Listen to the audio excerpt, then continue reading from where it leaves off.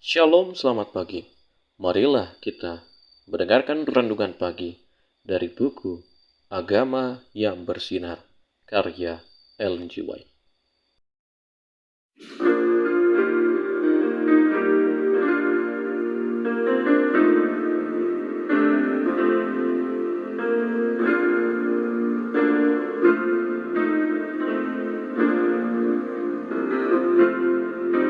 Waktu pagi ya Tuhanku, dengarlah suaraku menyampaikan doa teduh dan pandang wajah-Mu.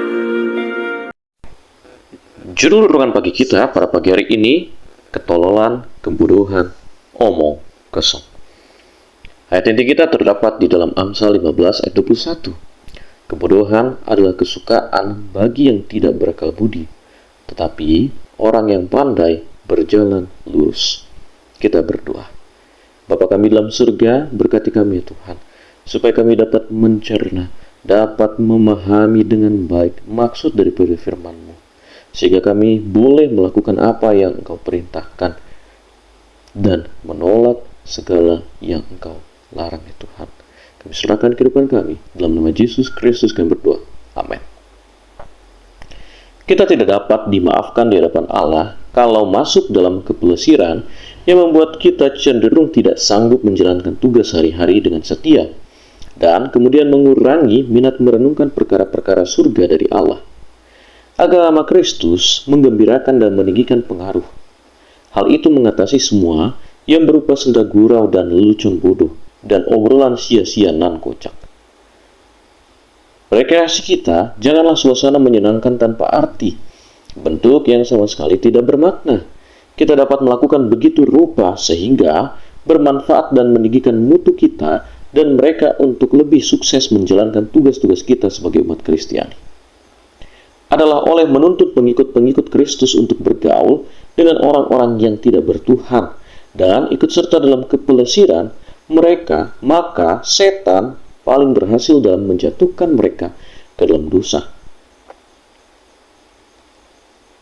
Melalui drama ini, ia telah bekerja selama berabad-abad, membangkitkan nafsu dan bersuka-suka dalam kejahatan. Opera dengan pemandangan yang memesonakan serta musik yang merangsang, tari-tarian yang bertopeng, dansa-dansi, permainan kartu, setan telah gunakan untuk menghancurkan benteng prinsip dan membuka pintu kepada pemanjaan hawa nafsu. Di dalam setiap kumpulan untuk mencari kepelesiran, di mana kesombongan ditunjukkan dalam selera makan yang dimanjakan, di mana seseorang dituntun untuk melupakan Tuhan dan kehilangan pandangan terhadap perkara-perkara yang baka. Di sanalah setan sedang mengikatkan belenggunya kepada jiwa-jiwa manusia. Alfa dan Omega, jilid 2, halaman 56-58. Pada pagi hari ini kita diingatkan kembali bahwa banyak hal yang setan boleh gunakan supaya kita menjauh daripada Tuhan. Supaya kita tidak sadari bahwa kita sudah tidak berhubungan lagi dengan Tuhan. Dan hal-hal itu adalah yang memanjakan nafsu kita, yang memanjakan kesenangan pribadi kita, yang sebenarnya itu tidak berguna sama sekali buat kita. Setan menggunakan itu supaya bisa menjatuhkan kita. Dan hal itulah yang setan gunakan.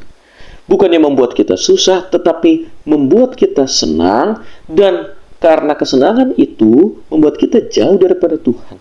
Lebih mudah kita untuk jauh daripada Tuhan saat kita senang daripada kita susah.